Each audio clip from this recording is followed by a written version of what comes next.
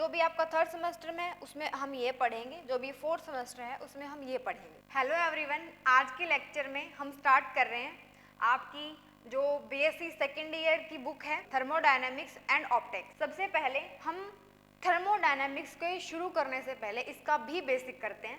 Thermal study करनी है many particle system की।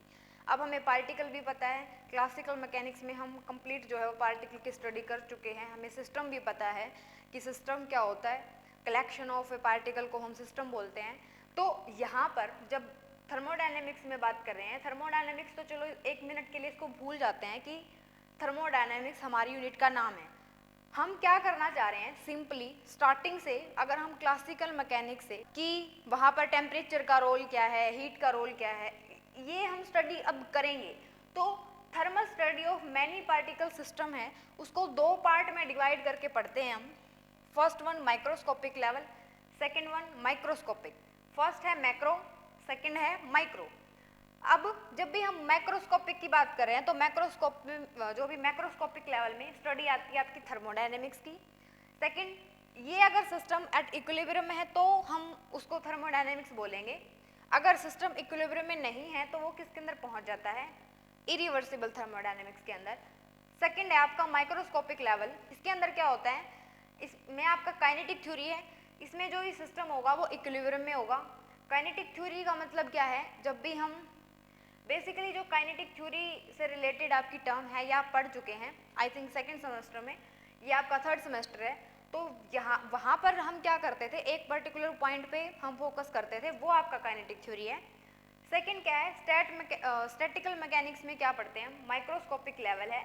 और यहाँ पर बात जो है वो प्रोबेबिलिटीज़ में होती है, बिकॉज यहाँ पर मैनी पार्टिकल सिस्टम की जब हम बात करेंगे तो वहाँ पर सिस्टम को जब हम स्टडी करते हैं तो जो भी सिस्टम की स्टडी है वो प्रोबेबिलिटीज़ पे होती है। अब सिस्टम जो भी स्टैटमैक है इक्विलिब्रियम में और नॉन इक्विलिब्रियम में, जो भी आपका इतना सा पार्ट है, ये जो पार्ट है वो आपका फोर्थ सेमेस्टर का पार्ट है। लेकिन हमें ये पता होना चाहिए कि थर्ड सेमेस्टर से हम उसको कैसे रिलेट करेंगे। जो भी आपका थर्ड सेमेस्टर में है उसमें हम ये पढ़ेंगे, जो भी फोर्थ सेमेस्टर है उसमें हम ये पढ़ेंगे। तो अभी हम स्टार्ट कर रहे हैं आपकी थर्ड सेमेस्टर में थर्मोडायनेमिक्स। ये जो हमने बनाया बहुत इंपॉर्टेंट था। अभी हम यहाँ से फर्स्ट पॉइंट तो क्लियरली बता सकते हैं कि थर्मोडायनेमिक्स क्या होता है। ओके, तो डिफाइन करते हैं।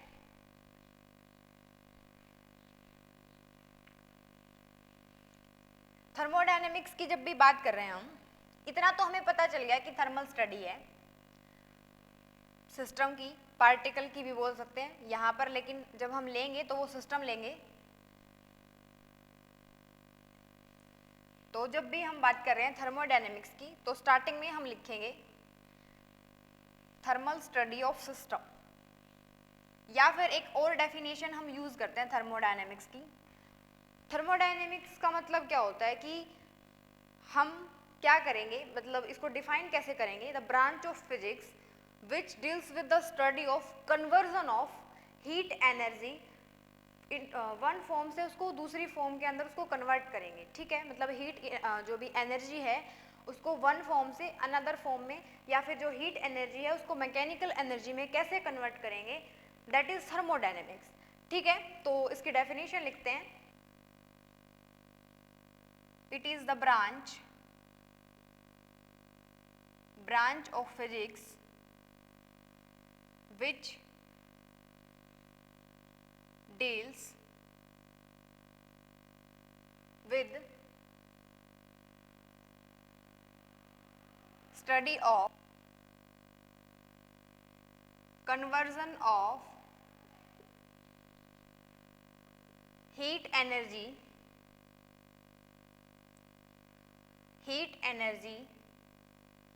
into other form of energy. इसको क्या बोलते हैं, और इसको जो भी आपकी कन्वर्जन है वो आपकी कौन से लेवल की होगी, क्वांटिटेटिवली वर्ड यूज करते हैं हम यहाँ पर। तो जो भी थर्मोडायनेमिक्स है वो क्या आपकी कन्वर्जन है, हीट एनर्जी को हम वन फॉर्म से अनदर फॉर्म में कन्वर्ट कर सकते हैं।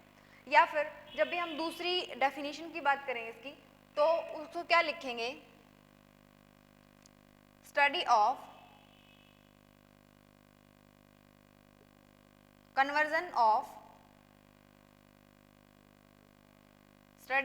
conversion of heat energy into mechanical work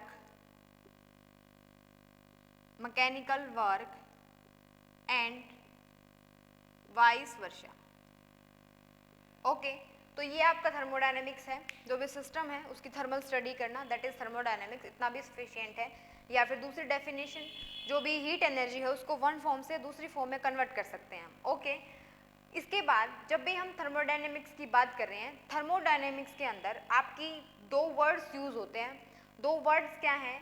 first one, जब भी हम थर्मोडायनेमिक्स के बारे में बात करेंगे, फर्स्ट वन आपका होता है सिस्टम, सेकंड होता है सराउंडिंग। इन दोनों बातों का क्या मतलब है? यहाँ पर जो भी आपका सिस्टम बोल रहे हैं, इसको हम सिंपल सिस्टम नहीं बोलेंगे, इसको हम क्या बोलेंगे, जब भी हम डिफाइन करेंगे, जो भी आपकी बुक है उसके अंदर फर्स्ट आपको डिफाइन किया है गया है थर्मोडायनेमिक्स, सेकंड आपको थर्मोडायनेमिक्स सिस्टम के बारे में बता रखा है, सराउंडिंग का वहाँ पर कोई रोल नहीं है। तो सबसे पहले हम सिस्टम के बारे में पढ़ते हैं कि सिस्टम क्या होता है।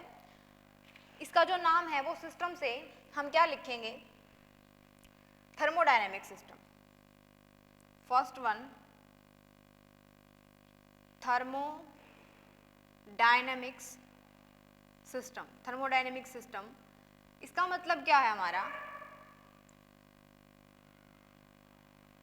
थर्मोडायनेमिक सिस्टम के अंदर क्या होगा, हम जो भी सिस्टम ले रहे हैं उसकी स्टडी करना, ठीक है।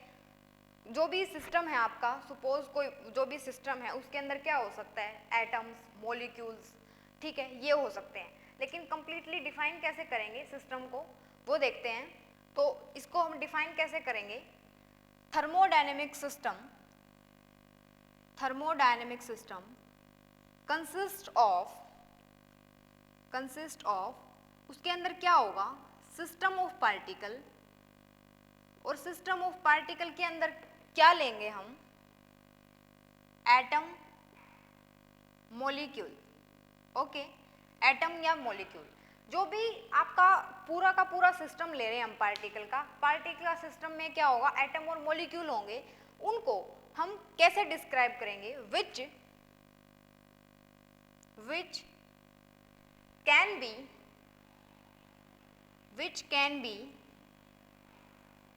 described in term of pressure, volume या फिर टेम्परेचर। जब भी हम सिस्टम को किसकी टर्म में डिफाइन करेंगे, जो भी आपके थर्मोडायनेमिक वेरिएबल हैं, इनको जो भी हमने यहाँ पर लिखा, इसको हम क्या बोलते हैं, प्रेशर, वॉल्यूम और टेम्परेचर, इसको बोलते हैं हम थर्मोडायनेमिक वेरिएबल। सबसे पहले वैसे हमें यहाँ लिखना चाहिए था in term of thermodynamical variable, thermodynamical variable. अब यहाँ पर जब भी हम स्टार्ट कर रहे हैं सिस्टम को, सिस्टम का मतलब क्या है, सिंपली एक सिस्टम लिया हमने, सिस्टम के अंदर एटम्स हैं, मॉलिक्यूल्स हैं, अब हमें उस सिस्टम को कंप्लीट स्टडी करना है। तो उसको स्टडी हम कैसे करेंगे, थर्मोडायनेमिकल वेरिएबल की टर्म में स्टडी करेंगे। मतलब किसकी टर्म में, प्रेशर की टर्म में, वॉल्यूम की टर्म में या टेम्परेचर की टर्म में। कैसे, अब देखो, सपोज कि हमारे पास सिस्टम है, सिस्टम के अंदर आपके एटम्स, मॉलिक्यूल्स हैं, ठीक है। अब हम क्या करें, नॉर्मली जब भी हम इस सिस्टम की वेरिएशन देखना चाह रहे हैं, तो अगर हम वेरिएबल, क्यों बोला हमने वेरिएबल, हमने इसलिए बोला क्योंकि जब भी हम सिस्टम को स्टडी कर रहे हैं तो उस टाइम पे हो सकता है कि जो प्रेशर है उसकी वैल्यू हमारी चेंज हो रही हो, या फिर वॉल्यूम चेंज हो रही हो, या फिर टेम्परेचर जो है वो चेंज हो रहा हो। मतलब ये तीन वेरिएबल है हमारे पास, ये जो है वो सिस्टम के चेंज हो सकते हैं, उसी को हमें स्टडी करना है कि कितना चेंजेस है, कैसे वो चेंजेस हम स्टडी करेंगे। That is our thermodynamic system. इसको हम सिंपली ऐसे नहीं बोल सकते कि जैसे हमने +1 में डेफिनेशन पढ़ी थी कि जो सिस्टम, जिसको भी हम ऑब्जर्व कर सकते हैं दैट इज सिस्टम, और जो भी बाकी का पार्ट बच गया वो हमारा surrounding. It's not like that. यहाँ पर जो भी हम ये बोल रहे हैं कि जिसको हम ऑब्जर्व कर सकते हैं, वो ऑब्जर्व किसको करेंगे, वो ऑब्जर्व सिस्टम ही होगा। और सिस्टम के अंदर भी हमें क्या लेना पड़ेगा, एटम्स, मॉलिक्यूल्स, मतलब वो सिस्टम पार्टिकल का ही बना होगा ना। और जो भी पार्टिकल हैं उसके अंदर अगर हम पार्टिकल की बात करें तो वो किससे मिलकर बनते हैं, एटम्स, मॉलिक्यूल्स से। ठीक है, तो कंप्लीट डेफिनेशन हम ऐसे डिफाइन करेंगे जो भी थर्मोडायनेमिक सिस्टम है। बाकी हम ये बोल सकते हैं कि जो भी आउटर पार्ट है इसका, सराउंडिंग उसको बोलेंगे, जो भी ये सिस्टम है इसको सिस्टम बोलेंगे। इसको छोड़कर जो भी इसके सराउंडिंग का पार्ट है, जो भी बच गया पार्ट, उसको सराउंडिंग हम बोल सकते हैं। ठीक है, ओके। थर्मोडायनेमिकल सिस्टम में आपके सिस्टम कई टाइप के सिस्टम हो सकते हैं। कई टाइप के सिस्टम किस तरीके से, बुक में गिवन नहीं है, जब भी थर्ड सेमेस्टर की बात करते हैं, मे बी +1 में है, तो यहाँ पर भी हम उसको एक बार रिवाइज कर रहे हैं कि जो भी सिस्टम है वो कितने टाइप के हो सकते हैं। तो जब भी हम सिस्टम की बात कर रहे हैं, सिस्टम आपके 3 टाइप के हैं। मतलब हम किस में बात कर रहे हैं, थर्मोडायनेमिक्स में। जो भी फर्स्ट वन है, फर्स्ट वन आपका होता है ओपन सिस्टम। ये छोटी छोटी बातें हमें पता होनी जरूरी हैं। एग्जाम के जो भी एग्जाम पॉइंट ऑफ व्यू से ना सही, लेकिन थर्मोडायनेमिक्स अगर हम पढ़ रहे हैं तो उसकी हम कंप्लीट स्टडी करेंगे, जो भी आपका कॉम्पिटिटिव एग्जाम है उसके हिसाब से भी, और जो भी आपका कोर्स है थर्ड सेमेस्टर का बीएससी का उसके अकॉर्डिंग भी। फर्स्ट वन आपका है ओपन सिस्टम, सेकंड है क्लोज सिस्टम, जो भी आपका थर्ड है, third one isolated system, isolated system. अब यहाँ पर ओपन सिस्टम का मतलब, क्लोज सिस्टम का मतलब और आइसोलेटेड सिस्टम का मतलब क्या है। जब भी हम ओपन सिस्टम की बात कर रहे हैं तो ओपन सिस्टम के अंदर अगर सपोज हम क्या कर रहे हैं, एक जो भी बीकर है उसके अंदर हमने पानी लिया, गर्म पानी, ठीक है, उसको हम क्या बोलेंगे, एक तरीके से हम ओपन सिस्टम बोलेंगे, और उसको हमने खुला छोड़ दिया। मतलब ओपन सिस्टम कौन सा सिस्टम होता है, सिस्टम जिसके अंदर जो भी हीट एनर्जी है और जो मैटर है आपके दोनों चेंज हो रहे हों। जो आपकी हीट और मैटर अगर दोनों चेंज हो रहे हैं तो उसको हम क्या बोलेंगे, ओपन सिस्टम। ओके, जब भी हम क्लोज सिस्टम की बात करें, क्लोज सिस्टम के अंदर क्या होगा आपका, सिर्फ हीट चेंज हो सकती है, मैटर उतना ही रहेगा। Only heat changes, matter remains same. ठीक है, जब भी आइसोलेटेड सिस्टम की बात करें, आइसोलेटेड सिस्टम के अंदर क्या होगा, no change in heat, heat energy या फिर heat and no change in matter. जो भी इसका एग्जाम्पल है आपका, जब भी हम ओपन सिस्टम की बात करते हैं तो या फिर क्लोज सिस्टम की बात करें, आइसोलेटेड सिस्टम के अंदर क्या है, हीट और मैटर दोनों ही चेंज नहीं होंगे आपके। इसका जो एग्जाम्पल है वो आप थर्मोडायनेमिक्स में एक तरीके से थर्मस लेते हैं। थर्मस के अंदर अगर हम मान लो चाय डाल के रख देते हैं, तो ये नहीं हो सकता कि जो भी सिस्टम है आपका परफेक्ट आइसोलेटेड सिस्टम हो सकता है 4-5 घंटे तक हम जो है थर्मस में जो चाय है उसको एज इट इज रख सकते हैं। क्यों, क्योंकि अगर हम थर्मस में की बात करें तो उसमें जो भी हीट है वो भी चेंज नहीं होगी। अगर हम 4 घंटे के बाद अगर थर्मस से चाय निकालेंगे तो वो उतनी ही गर्म मिलेगी हमें। और ऐसा नहीं है कि 4 घंटे के बाद अगर हमने जितनी उसके अंदर अमाउंट डाली थी वो चेंज हो जाएगी, ऐसा भी नहीं होता। लेकिन यहाँ पर हमें नोट में लिखना होता है। अब ऐसा नहीं है कि जो चाय थर्मस में हमने आज डाली थी कल भी हमें वो उतनी ही गर्म मिलेगी, जो भी हीट है उसकी मतलब वो ठंडी हो चुकी होगी। तो परफेक्ट जो है थर्मस जो है वो एग्जिस्ट नहीं करते हैं। यहाँ पर हम ये नहीं बोल सकते कि जो भी परफेक्ट जो भी सिस्टम था वो परफेक्ट आइसोलेटेड था। ओके, ये आपके थे ओपन सिस्टम, क्लोज सिस्टम, ये आप पहले भी पढ़ चुके हैं। नेक्स्ट हमारा टॉपिक क्या है, हम शुरू कर रहे थे थर्मोडायनेमिकल सिस्टम, उसमें इतने पार्ट होते हैं हमारे। यहाँ पर हमें थोड़ा सिस्टम की अगर बात करें तो ओपन, क्लोज और आइसोलेटेड से, या फिर जो भी हमने एग्जाम्पल लिया उससे हमें इतना तो क्लियर है कि सिस्टम हम किसको बोल रहे हैं, ठीक है। तो अब हम उस सिस्टम को, या फिर हम जो भी सिस्टम लेंगे उसको हमें स्टडी करना है, ठीक है। तो थर्मोडायनेमिकल सिस्टम में कुछ डेफिनेशन आती हैं। फर्स्ट डेफिनेशन क्या है आपकी,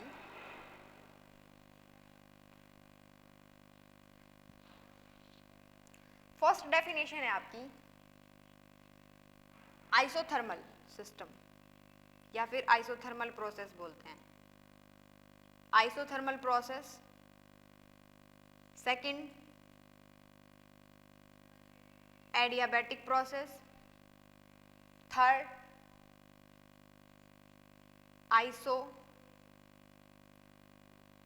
प्रोसेस, या फिर हैशटैग लगा के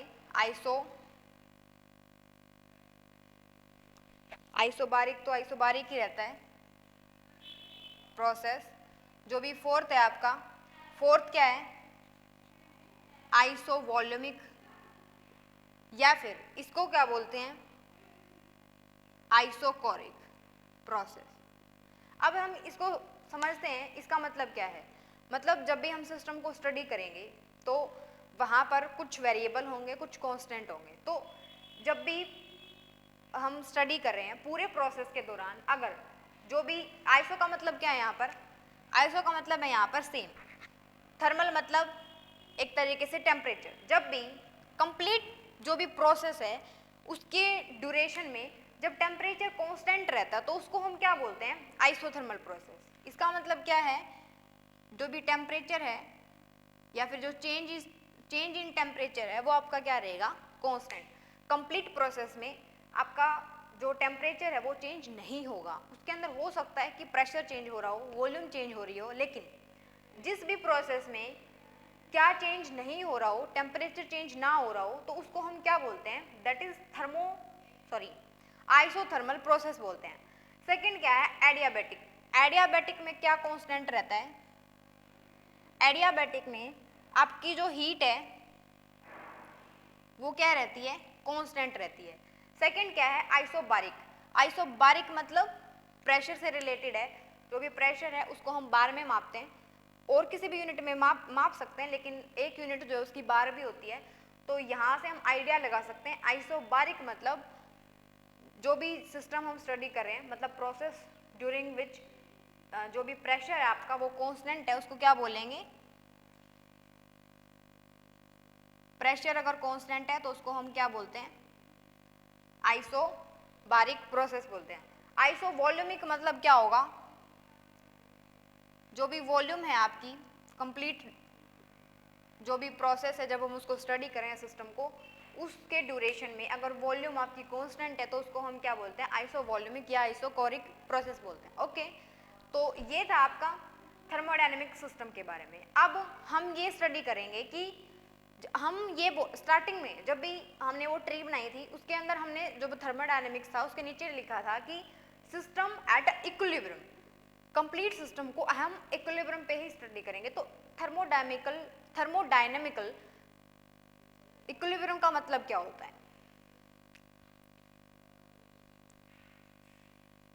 जो भी आज का लेक्चर है उसके अंदर हमारा सिर्फ बेसिक डिस्कस हो रहा है। यहाँ से हो सकता है कि एग्जाम में हमसे कुछ ना पूछा जाए, हो सकता है कि 1-2 नंबर हो सकता है कि यहाँ से पूछा जाए, लेकिन जो भी आपका 5 मार्क्स का क्वेश्चन है वो यहाँ से नहीं बनता है। इसके अंदर सिर्फ डेफिनेशंस हैं। तो आपकी सेकंड क्या है, हम क्या पढ़ेंगे, थर्मोडायनेमिक्स इक्विलिब्रियम की डेफिनेशन क्या होती है। इसके बाद क्या है, जब भी हम थर्मोडायनेमिकल इक्विलिब्रियम की बात कर रहे हैं तो इसके अंदर क्या होगा, जब भी आप सिस्टम की स्टडी कर रहे हैं, सपोज सिस्टम का जो भी टेम्परेचर है या फिर जो भी थर्मोडायनेमिक वेरिएबल हैं आपके, वो आपके इक्विलिब्रियम में होने चाहिए। मतलब जितनी भी वैल्यू आप सिस्टम की रख रहे हैं उसके स्टडी के ड्यूरेशन में, उतनी ही आपकी सराउंडिंग में भी होनी चाहिए। फॉर एग्जाम्पल अगर हम बात करें थर्मल इक्विलिब्रियम की, थर्मल इक्विलिब्रियम में क्या होगा, सपोज हम सिस्टम को स्टडी कर रहे हैं, जो भी सिस्टम है एट सेम टेम्परेचर, जो भी टेम्परेचर है उसका उतना ही होना चाहिए विद रिस्पेक्ट टू सराउंडिंग, उसको हम क्या बोलेंगे, उसको हम बोलते हैं थर्मल इक्विलिब्रियम। उसके बाद क्या आता है आपका मैकेनिकल इक्विलिब्रियम। मैकेनिकल इक्विलिब्रियम की जब बात कर रहे हैं तो जो भी सिस्टम और सराउंडिंग है दोनों में जो भी फोर्स है, सिस्टम का जो भी फोर्स एक्टिंग होगा जितना भी सिस्टम के ऊपर, वो सेम होगा किसके रिस्पेक्ट में, सराउंडिंग के, मतलब उतना ही उस पर भी लगेगा। उसके बाद जब भी हम बात कर रहे हैं थर्ड की, थर्ड आपका क्या है, केमिकल इक्विलिब्रियम।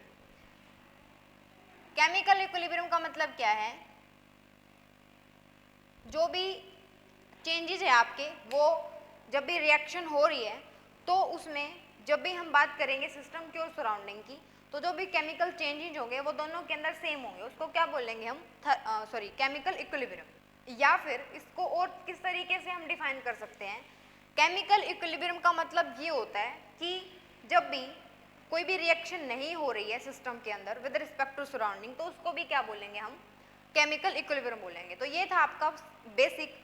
इसके बाद जो भी आपका टॉपिक है, मतलब जो जहाँ से एग्जाम में आने वाला टॉपिक है, that is first law of thermodynamics, वहाँ से शुरू होता है। जो भी हम फर्स्ट लेक्चर में हम पूरा का पूरा बेसिक डिस्कस कर चुके थर्मोडायनेमिक्स का।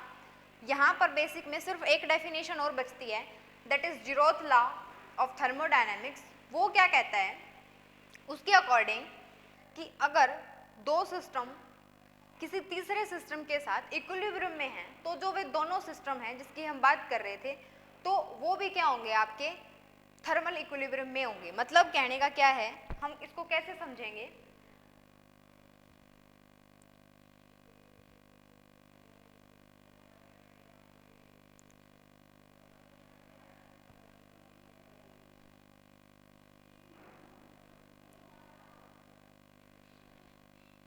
यहां पर देखो, हमने स्टार्टिंग में क्या बोला, हम पढ़ रहे हैं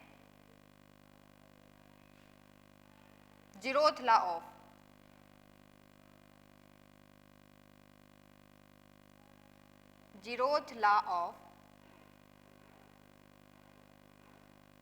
थर्मोडायनेमिक्स। इसके अंदर क्या है आपका, हमने क्या बोला अभी, जो भी अगर हम दो सिस्टम की बात कर रहे हैं, सपोज कि वो सिस्टम क्या है ए, और दूसरा सिस्टम क्या है आपका, सपोज ये मान रहे हैं हम कि दूसरा सिस्टम आपका बी है। ये जो भी डेफिनेशन है या फिर जो लॉ है वो क्या कह रहा है आपका, कि अगर ए सिस्टम थर्मल इक्विलिब्रियम में है किसके साथ, सी के साथ, और जो भी बी है, बी सिस्टम भी सी के साथ अगर थर्मल इक्विलिब्रियम में है, तो क्या होगा, जो भी ए और बी है वो भी एक दूसरे के साथ क्या होंगे, थर्मल इक्विलिब्रियम। ठीक है, ये आपकी डेफिनेशन है या फिर जो भी लॉ है उसके अकॉर्डिंग है। इसको हम कैसे समझ सकते हैं, फॉर एग्जाम्पल हम अगर इस रूम को मान रहे हैं, अगर ये रूम साइड वाले जो रूम है उसके साथ थर्मल इक्विलिब्रियम में है, ठीक है, और यही रूम, ठीक, मतलब और इसके साथ भी एक रूम है, इसके पीछे वाला ले लेते हैं, वो भी जो रूम है साइड वाला जो सिस्टम है, सपोज सी, उसको रूम को हम सी नाम दे रहे हैं, वो भी अगर उसके साथ थर्मल इक्विलिब्रियम में है, तो हम कह सकते हैं कि जो ये वाला रूम था और जो भी साइड में हमने बात की, दोनों किस में है, इक्विलिब्रियम में है। या फिर इसको अगर हम लिखना चाहें तो कैसे लिखेंगे, if A system thermal equilibrium में है सी के साथ, और जो भी बी है वो थर्मल इक्विलिब्रियम में है सी के साथ, तो हम यहाँ से क्या बोल सकते हैं कि जो ए और बी है वो थर्मल इक्विलिब्रियम में होंगे एक दूसरे के साथ। तो ये था आपका जीरोथ लॉ ऑफ थर्मोडायनेमिक्स। जो भी आपकी यूनिट है थर्मोडायनेमिक्स बेसिक आपका कंप्लीट है। नेक्स्ट लेक्चर में हम स्टार्ट करेंगे फर्स्ट लॉ ऑफ थर्मोडायनेमिक्स से, जो भी आपका इम्पोर्टेंट है एग्जाम पॉइंट ऑफ व्यू से भी, और एमसीक्यू जो भी क्वेश्चन होते हैं आपके उसके अकॉर्डिंग भी। ठीक है, मिलते हैं नेक्स्ट लेक्चर में। Thank you.